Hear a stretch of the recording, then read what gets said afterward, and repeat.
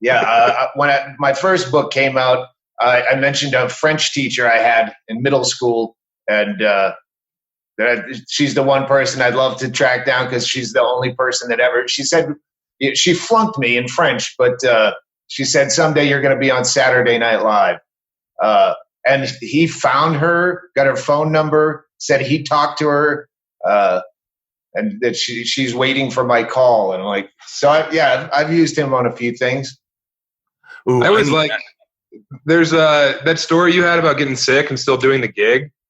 Like every comic has that, like in the book when Billy Ray Schaefer has to go and do that gig after the lady who has cancer and she's dying and her husband like weeps and brings her off stage. And of course he still does the show.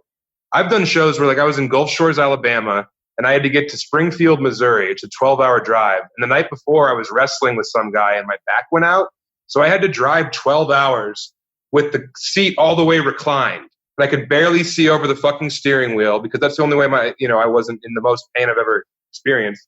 I get to the gig. This is supposed to be the big gig that like makes my money for this trip. You know, they were like, you're going to get $800. Like we do a door deal. We always sell out. You're going to do great. I get there. There's 9 people at the show. And the guy's all apologetic. I'm all hobbled over. I can barely stand up. And he's like, yeah, man, I forgot. There's a high school volleyball game in town. And this city really turns out for high school volleyball. And I had to call my wife and like have her wire me some money so I could get from Springfield back to Denver. And she's like, I thought that was the big gig. And I was like, it was, but this town really turns out for high school volleyball. Calling your wife from the road when you fucked up is my favorite. I've done that so many times. I was in Chicago, club owner at Riddles. Do you ever do Riddles, Doug? No, I know it exists. Brings me in. Oh, maybe I did do Riddles. I'm not sure. Brings me into the office. I'm sure I'm punching this story up. Huge fish tank behind him. Gun on the table. Puts it on the table. And he goes, you want cash or a check? And I am panicking so bad because there's a gun there. I go, I'll take a check. And he goes, are you sure? And I went, definitely a check. Definitely a check. I get out. I tell my wife. She goes, dickhead, you always get cash.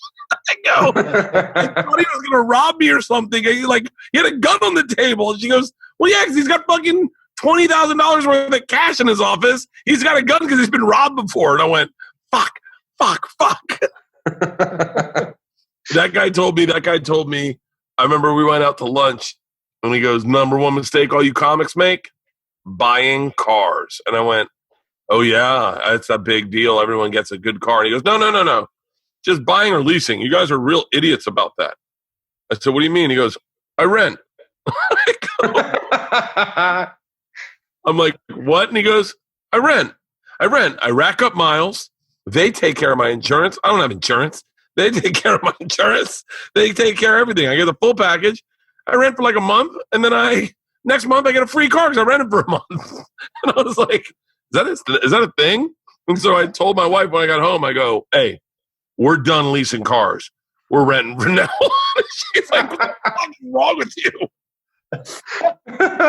It's always good to go home to your wife and run these great ideas you have. Yeah. And she's like, what the fuck are you talking about? Like, my wife's a doctor, and I'll complain about like a bad gig I had, and she'll be like, oh, that sounds tough. We had twins die on the operating table. I'm like, oh, okay. Well, I guess I'll make dinner. I'm sorry.